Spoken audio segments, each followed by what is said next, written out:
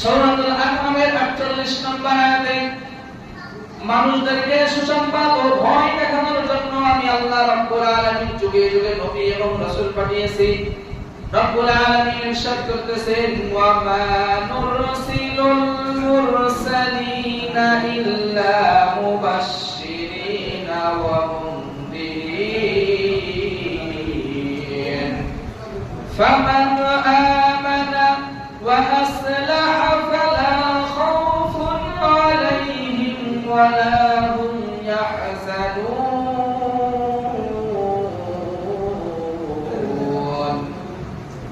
আল্লাহ রাব্বুল আলামিন বলেন, ওয়া মা নুরসিলুল মুরসালিনা ইল্লা মুবাশশিরিনা ওয়া মুনদিরিন, আমি রাসূলগণকে শুধুমাত্র সুসংবাদবাহী ও সতর্ককারী রূপে প্রেরণ করেছি।